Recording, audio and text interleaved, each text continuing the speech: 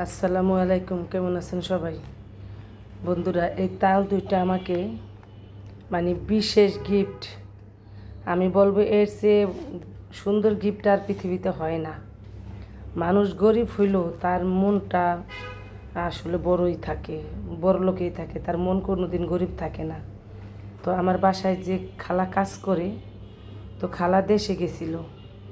দেশে যাওয়ার পরে সে আসার সময় আমার জন্য বিল থেকে শাপলা তুলে আনছে, একদম তাজা শাপলা।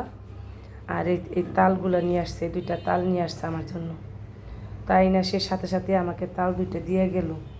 তা আমি জিজ্ঞেস করলাম যে খালা, তুমি তাল দুইটা কেন আনছো? খালা বলে যে খালা, আমি বাড়ির থেকে আসছি আর তোমার জন্য কিছু আনবো না তা কি হয়? আমি ওনার কথা শুনে একদম অবাক হয়ে গেলাম যে ঠিকই সে মানুষটা গরিব, কিন্তু তার মনটা অনেক বড় লোক। তার টাকা পয়সা নাই অত, কিন্তু তার দেওয়ার মতো যা মন মানসিকতা। এর আগেও কিন্তু সে গ্রামে গেছিলো, আমার জন্য আম নিয়ে আসছিল, তারপর পিঠা বানিয়ে নিয়ে আসছিল।